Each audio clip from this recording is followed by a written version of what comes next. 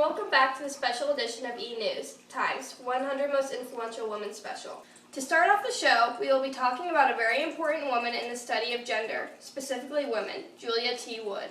Julia Wood is a professor of communication studies and a distinguished professor of humanities at the University of North Carolina at Chapel Hill. She teaches and conducts research on personal relationships, feminist theory, and the intersections of gender, communication, and culture.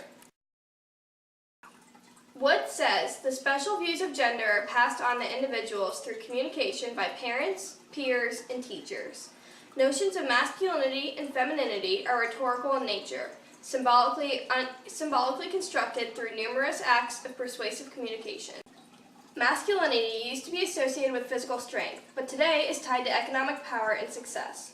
Oratory was also a contest in which man exhibits something of his manliness. She said the change is due to a rhetorical movement that alters cultural understandings of gender, and with that, the right, privilege, and perceptions of women and men. Today we will be interviewing women in our studio about this rhetorical movement in gender and reporting live from the Times 100 Most Influential Women Red Carpet event.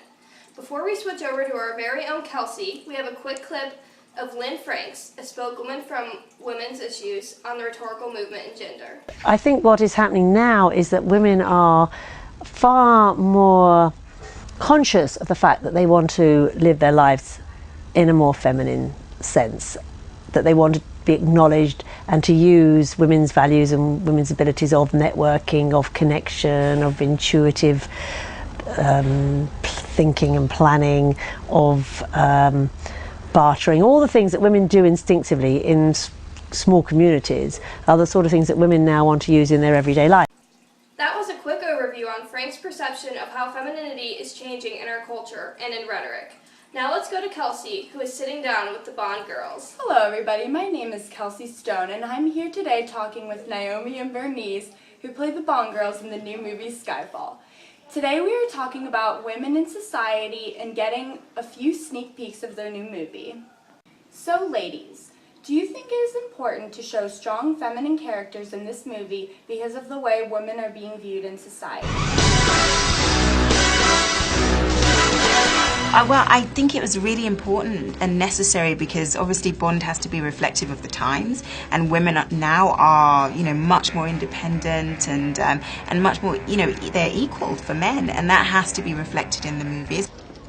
I've been waiting to see who would redeem the ship. You made such a bold entrance into a little drama. Did I overcomplicate the plot? Who doesn't appreciate the occasional twist, Mr. Bond. James Bond.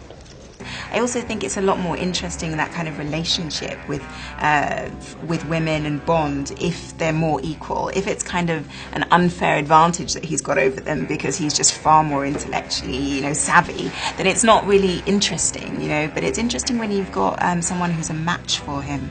Then it's a real game. I agree, ladies. It's great to see such a change in the way women are seen in our culture today. In the past, women's voices have been absent from the historical record as well as in the rhetoric. Even when there are found or created opportunities to speak, their words were very largely erased from or hidden by history. The rhetorical movement in gender has really changed the way women are seen. Thanks for being on our show today. We really appreciate you guys stopping by. We also have a special guest who stopped by to tell us the opposite side of this issue. Author and politician William Benet is here to briefly discuss how masculinity is viewed in our society today. Mr. Benet, thank you for being here today on our show. How do you think masculinity is seen in society? And are there any threats of today's society to masculinity? They're intimidated by women who in some places have been taught to be very aggressive and competitive. And I can tell you many stories of men who grew up in an all-male environment, all-male schools, and then went to college with very strong women and were thrown back on their heels. So some of this maybe they had coming, but a lot of it is a function of the modern temperament, which seeks to put down boys and put down men tied to traditional notions of manhood. This needs to be resisted. It needs to be fought back. That is very interesting, Mr. Benet. Thanks again for being on our show. It is now time to go live to the red carpet at Time's Most 100 Influential Women ceremony. Take it away, Taylor. Thanks, Kelsey. We are live in downtown LA at the Nokia Theater in honor of these strong, powerful, and influential women. Oh, look, here comes our first interview. Jennifer, are you as excited as I am about tonight's event? It's going to be great seeing all of these wonderful rhetorical women being honored. I know, it's such a beautiful thing, and I just love this event. I love women honoring other women. I love women in support of other women and their accomplishments. For me, it's been an amazing year, and to end it in this way, it kind of, since it's a yearly thing, it really feels really great. Sally Gerhardt said that communication must be viewed as a matrix in which individuals are nurtured to become whole people. She is calling for a change and describes it as the womanization of that discipline of rhetoric. Do you think that there's a womanization process in communication, Jennifer?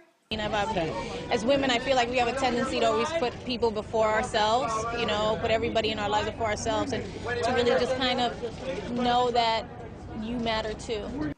Thanks for talking with us, Jennifer. Have a good night. Our final interview will be with the former First Lady and her family. You come from a very political and rhetorical family. How does it feel to have your daughters as well as yourself honored here tonight? Well, I'm so thrilled to get to be here with Barbara and Jenna.